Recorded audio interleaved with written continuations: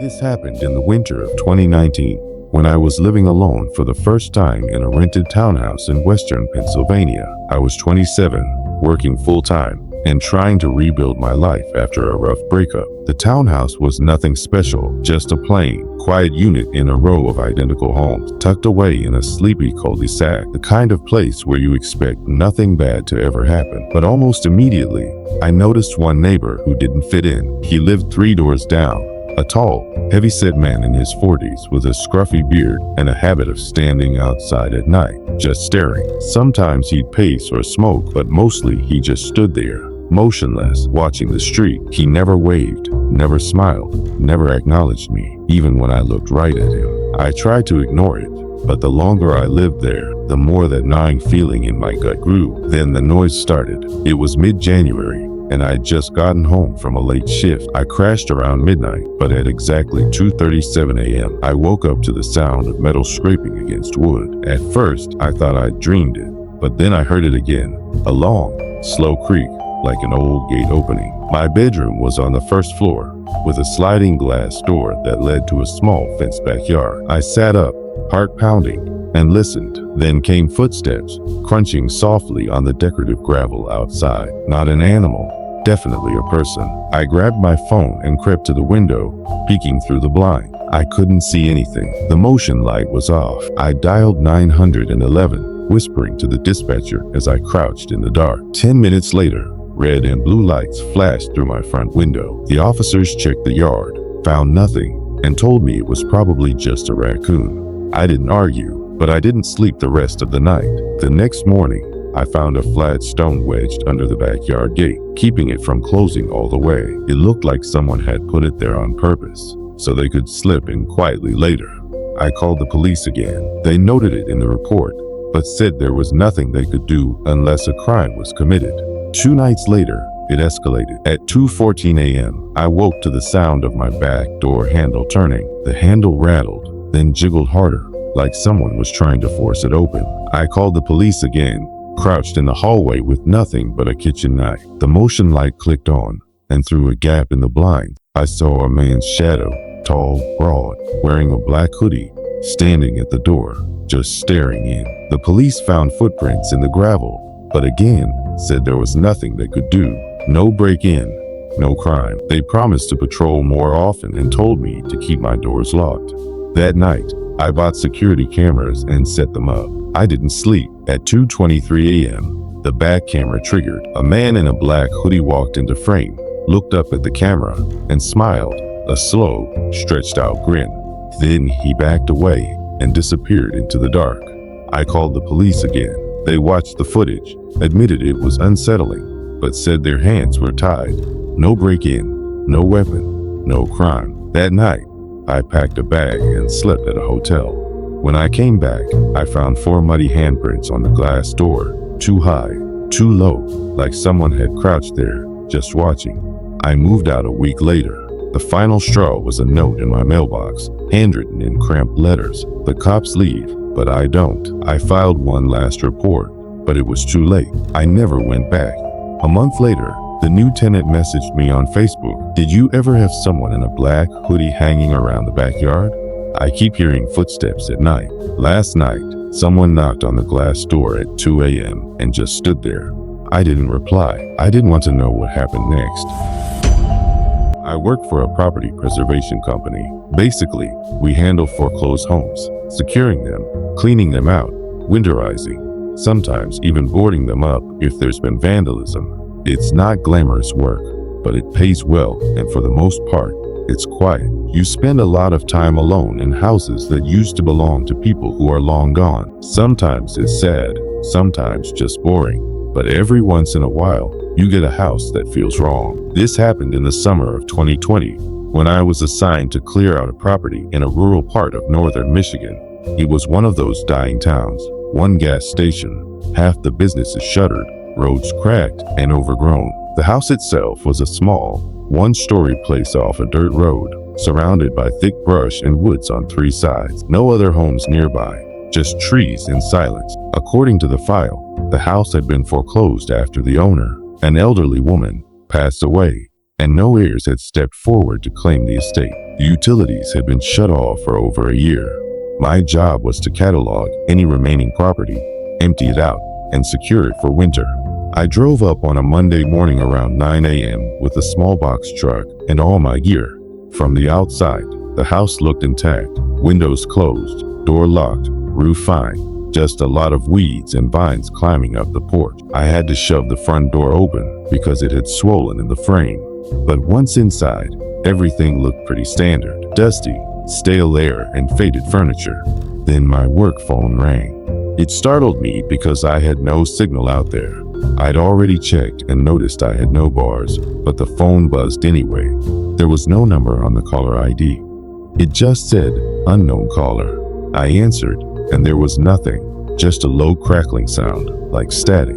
I said hello twice, then hung up, chalking it up to a glitch. I got to work, starting with photos documenting every room, every item. The living room was cluttered with old furniture, lace curtains, some framed paintings. It reminded me of my grandma's house. Heavy furniture, doilies, porcelain figures. The hallway had a smell, not rot, more like mildew and dust, and something faintly metallic.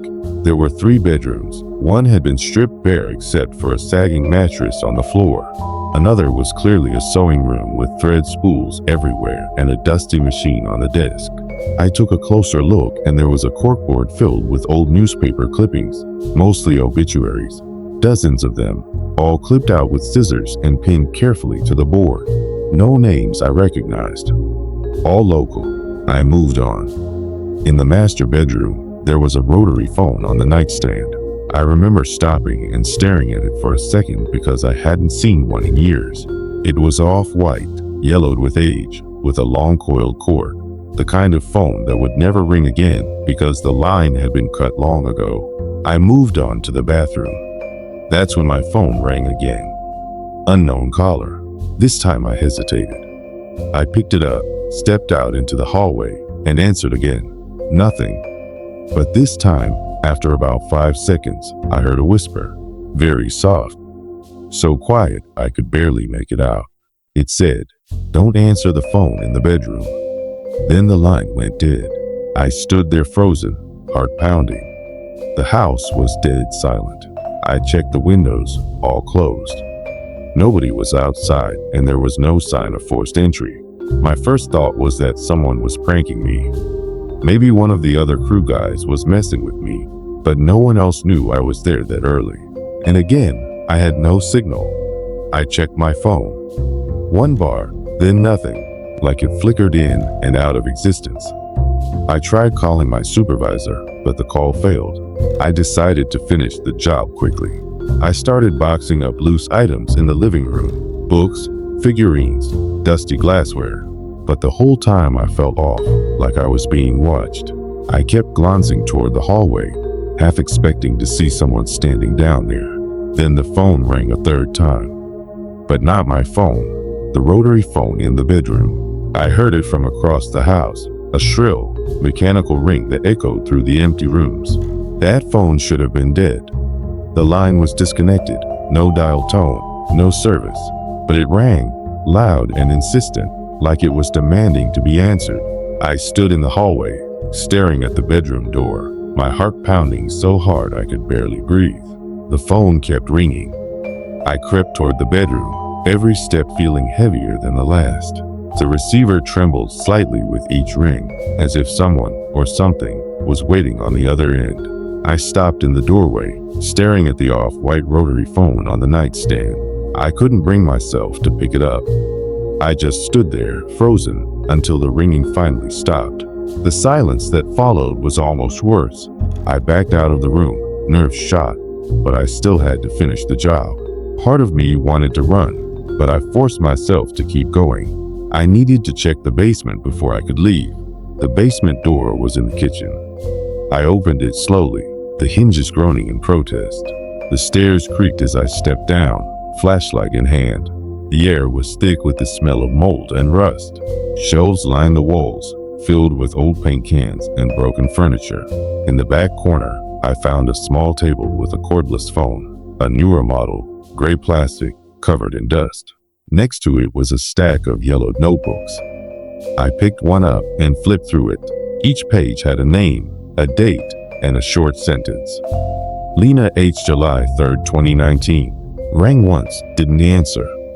Carl M. September 12th, 2019. Picked up, warned him. Dozens of entries, all in the same shaky handwriting.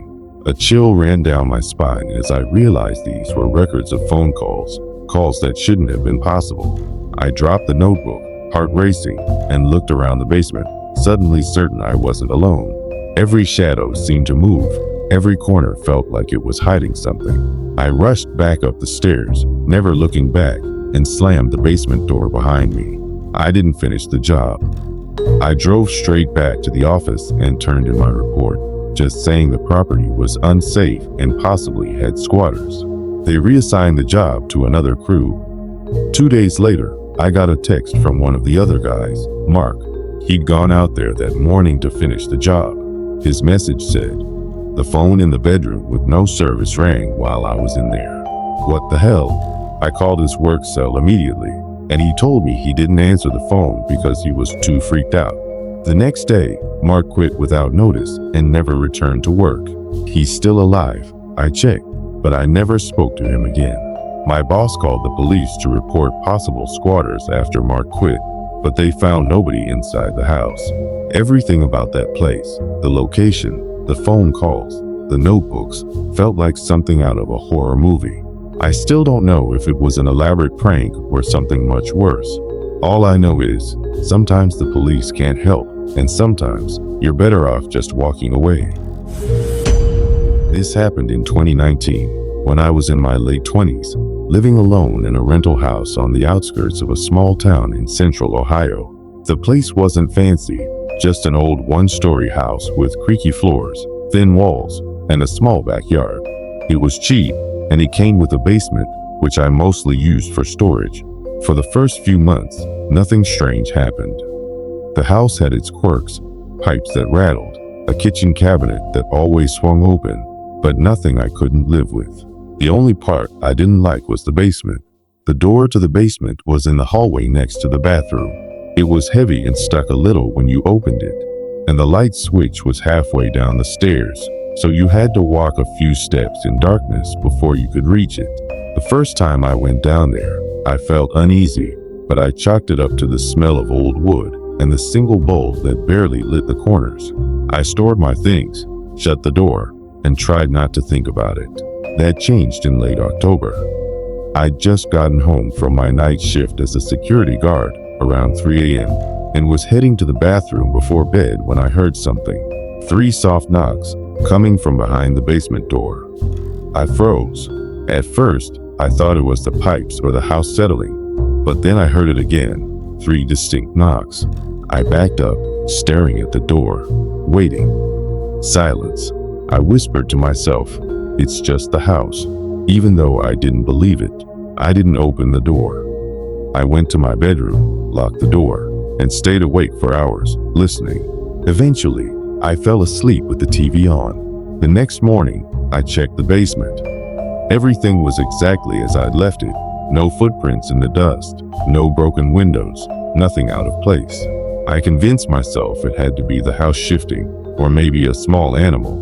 But a few nights later, it happened again. This time, I was brushing my teeth when I heard a single, loud knock, close, like someone had used their knuckles hard against the basement door. I opened the bathroom door and looked. The basement door was closed. Nothing moved. The hallway was quiet. I walked over and put my ear against the wood. At first, nothing. Then, very faint, I heard what sounded like breathing. Slow, steady, as if someone was standing on the other side, waiting. I backed away and went to my room, locking the door. I called my landlord, told him something strange was going on in the basement, that I thought someone might have gotten in. He seemed skeptical, but said he'd come by to check it out. When he arrived in the morning, we both went down into the basement together. He looked around, checked the windows, the walls, even the foundation. No signs of a break-in or animals. I didn't say anything more. I couldn't explain what I was hearing, and I didn't want to sound crazy. For the next week, things were quiet. I started to think maybe I was just overtired or imagining things. But then one night, around 2 a.m., I was sitting on my couch watching TV when I heard the basement door creak. Not a knock or a slam, but a slow, grinding creak of the hinges moving. I sat up straight and turned off the volume. I could hear it, the door slowly swinging open. I got up and peeked down the hallway. The basement door was wide open. I hadn't touched it in over a week. I grabbed a flashlight and crept toward the open door, every instinct screaming at me to run the other way. I stood at the top of the stairs, shining the light down into the pitch-black basement. The bulb was out dead, or maybe something worse. I reached around the corner and flicked the switch, but nothing happened. That's when I heard footsteps coming up the stairs. Not rushing, but slow and deliberate, each step creaking under a weight I couldn't see. My hands were shaking as I slammed the door shut and held the handle tight. For a moment, I felt pressure from the other side, like something was leaning against the door, testing me. Then it stopped. I locked the door and called the police, telling them someone was in my basement. They showed up about 10 minutes later, searched the house, and went down into the basement. I waited outside, heart pounding, until they came back up. They said they didn't find anyone. No signs of forced entry, nothing disturbed. One of them even tried to laugh it off, asking if I'd been watching scary movies. But I knew what I heard. After they left, I didn't go back inside right away. I just stood there, staring at the house, feeling like I was being watched from every window. When I finally went back in, I locked every door and window and stayed up until sunrise. The next morning, I bought a padlock and installed it on the basement door. I didn't care if it was allowed or not. I needed it. For the next month, the basement stayed quiet. No sounds, no knocks, nothing. I almost let myself relax. Then one night, I got home from work and noticed the basement door was open. Not just unlocked, the padlock was lying on the floor, broken, and the door itself was slightly ajar. I hadn't touched that door in weeks. I stood there, frozen, realizing that every time something happened, it was always at night, always when I was alone. I didn't go down. I packed a bag and left, staying at a friend's place for a few days. When I came back, I nailed the basement door shut and wedged a chair against it. I didn't care what the landlord thought.